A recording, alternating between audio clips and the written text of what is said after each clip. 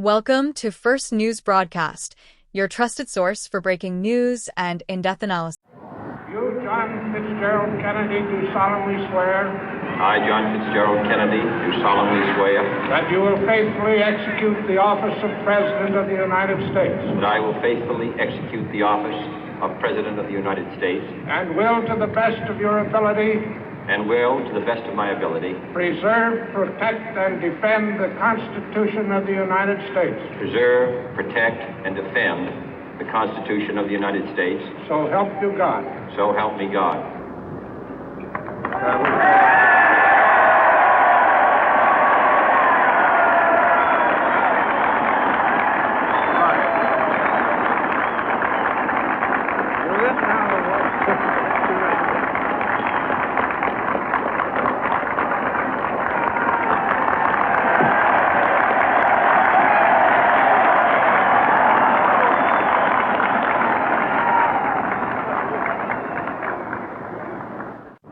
Vice President Johnson, Mr. Speaker, Mr. Chief Justice, President Eisenhower, Vice President Nixon, President Truman, Reverend clergy, fellow citizens. We observe today not a victory of party, but a celebration of freedom, symbolizing an end as well as a beginning, signifying renewal as well as change. For I have sworn before you and Almighty God the same solemn oath our forebears prescribed nearly a century and 3/4 ago. The world is very different now, for man holds in his mortal hands the power to abolish all forms of human poverty and all forms of human life. And yet the same revolutionary beliefs for which our forebears fought are still at issue around the globe. The belief that the rights of man come not from the generosity of the state, but from the hand of God. We dare not forget today that we are the heirs of that first revolution. Let the word go forth from this time and place to friend and foe alike that the torch has been passed to a new generation of Americans born in this century, tempered by war, disciplined by a hard and bitter peace, proud of our ancient heritage, and unwilling to witness or permit the slow undoing of those human rights to which this nation has always been committed and to which we are committed today at home and around the world.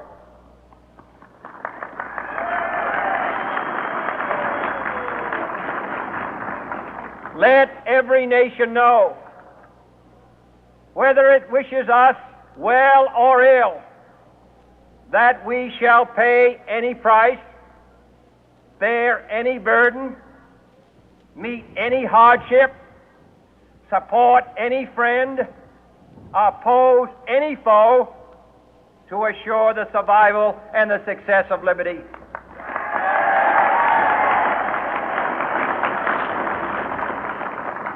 This much we pledge and more. To those old allies whose cultural and spiritual origins we share, we pledge the loyalty of faithful friends. United, there is little we cannot do in a host of cooperative ventures. Divided, there is little we can do, for we dare not meet a powerful challenge at odds and split asunder. To those new states whom we welcome to the ranks of the free, we pledge our word that one form of colonial control shall not have passed away, merely to be replaced by a far more iron tyranny.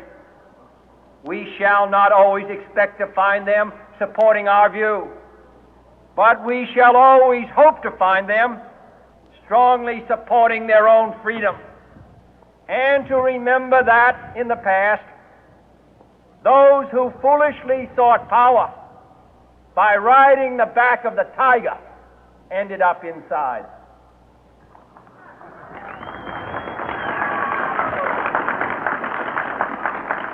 To those people in the huts and villages of half the globe struggling to break the bonds of mass misery, we pledge our best efforts to help them help themselves for whatever period is required, not because the communists may be doing it, not because we seek their votes, but because it is right. If a free society cannot help the many who are poor, it cannot save the few who are rich.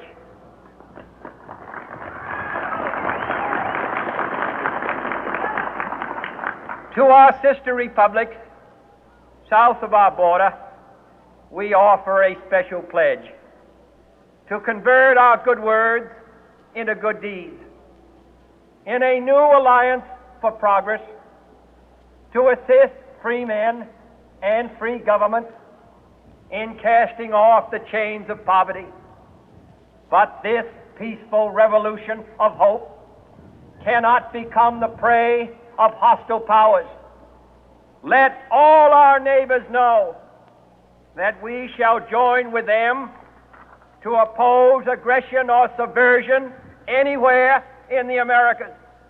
And let every other power know that this hemisphere intends to remain the master of its own house.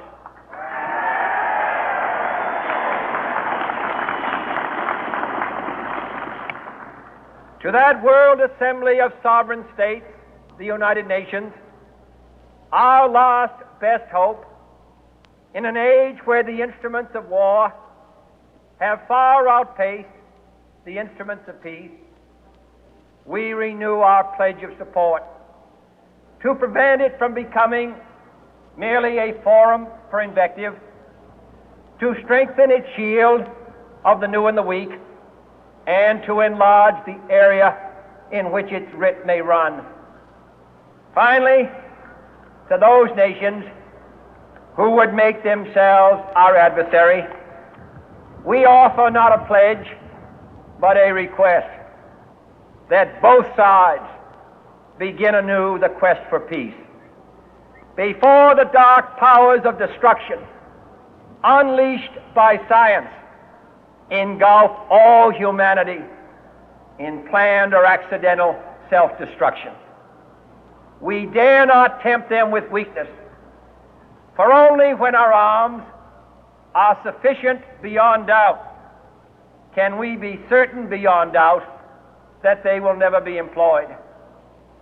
But neither can two great and powerful groups of nations take comfort from our present course, both sides overburdened by the cost of modern weapons, both rightly alarmed by the steady spread of the deadly atom, yet both racing to alter that uncertain balance of terror that stays the hand of mankind's final war.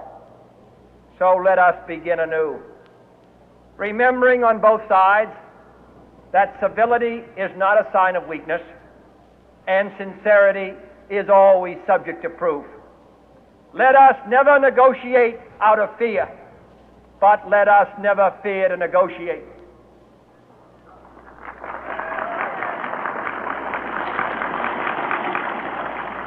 Let both sides explore what problems unite us, instead of belaboring those problems which divide us.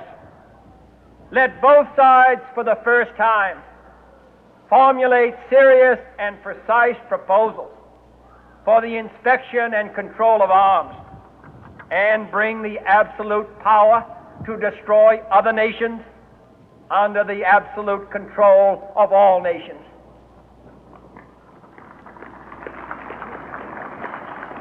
Let both sides seek to invoke the wonders of science instead of its terrors. Together let us explore the stars, conquer the deserts, eradicate disease, tap the ocean depth, and encourage the arts and commerce.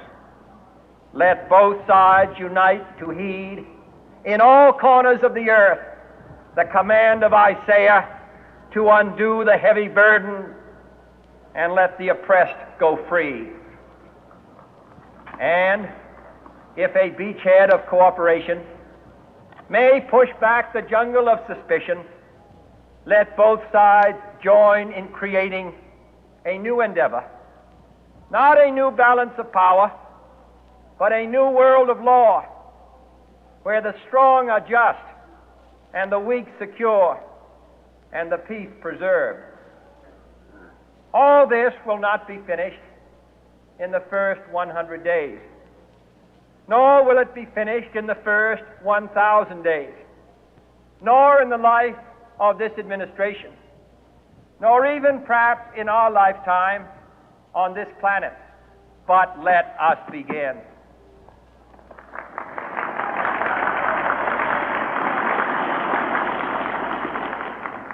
In your hands, my fellow citizens, more than mine, will rest the final success or failure of our course. Since this country was founded, each generation of Americans has been summoned to give testimony to its national loyalty. The graves of young Americans who answered the call to service surround the globe. Now the trumpet summons us again, not as a call to bear arms, though arms we need, not as a call to battle, though in battle we are, but a call to bear the burden of a long twilight struggle, year in and year out, rejoicing in hope, patient in tribulation, a struggle against the common enemies of man, tyranny, poverty, disease, and war itself. Can we forge against these enemies a grand and global alliance, north and south, east and west, that can assure a more fruitful life for all mankind? Will you join in that historic effort?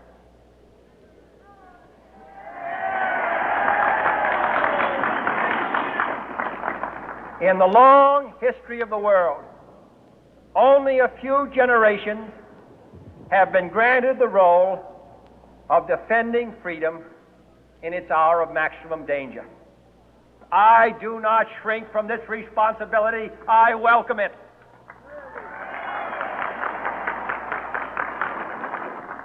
I do not believe that any of us would exchange places with any other people or any other generation. The energy, the faith, the devotion which we bring to this endeavor will light our country and all who serve it. And the glow from that fire can truly light the world. And so, my fellow Americans, ask not what your country can do for you, ask what you can do for your country.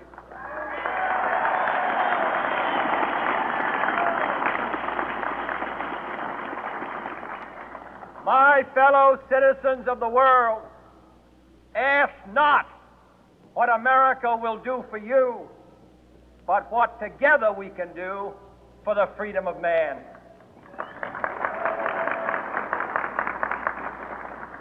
Finally, whether you are citizens of America or citizens of the world, ask of us here the same high standards of strength and sacrifice which we ask of you.